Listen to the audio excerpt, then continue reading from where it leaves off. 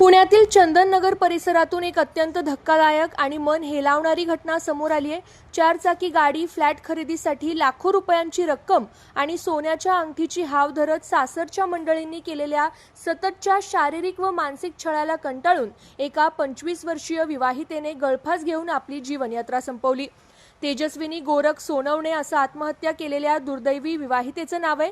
या हृदयद्रावक घटनेमुळे परिसरात प्रचंड संताप आणि हळहळ व्यक्त होतीये। या प्रकरणी पुण्यातील चंदननगर पोलीस ठाण्यात मृत विवाहितेच्या पतीसह सासू आणि सासऱ्यांविरुद्ध गुन्हा दाखल करण्यात आलाय। मृत तेजस्विनीचे वडील शामराव बाळासाहेब गवळी यांनी या प्रकरणी पोलिसात फिर्याद दिली आहे। त्यांच्या तक्रारीवरून पोलिसांनी पती गोरख संभाजी सोनवणे, सासरा संभाजी लक्ष्मण सोनवणे, सासू अलका संभाजी सोनवणे यांच्या विरोधात गुन्हा दाखल केलाय। पोलिसांनी दिलेल्या माहितीनुसार तेजस्विनीचा विवाह 25 जून 2020 रोजी गोरख सोनवणे याच्याशी झाला होता। लग्नानंतर सुरुवातीचे काही दिवस तिला सासरच्यांकडून चांगली वागणूक देखील मिळाली।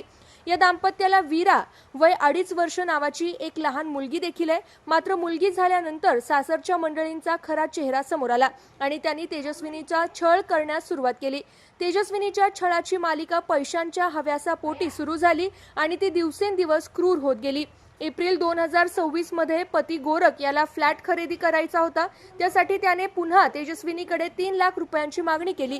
तिने हतबलता दाखवताच तिला पुन्हा मारहाण करण्यात आली आणि माहेरच्या लोकांशी संपर्क तोडण्यास भाग पाडलं गेलं।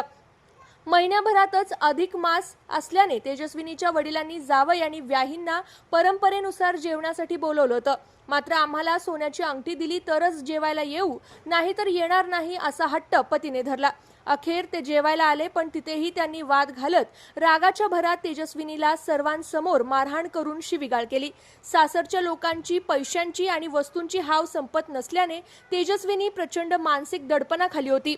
2 जून 2026 रोजी रात्री 10 वाजण्याच्या सुमारास पती गोरख याने तेजस्विनीच्या वडिलांना फोन करून सांगितलं की तेजस्विनीने आतून दरवाजा लावून घेतला असून ती दार उघडत नाहीये। या फोन नंतर काही वेळातच तेजस्विनीचे मामा दत्तात्रय बापूराव दाते यांनी फोन करून अत्यंत धक्कादायक बातमी दिली। तेजस्विनीने घरात गळफास लावून आत्महत्या केली होती।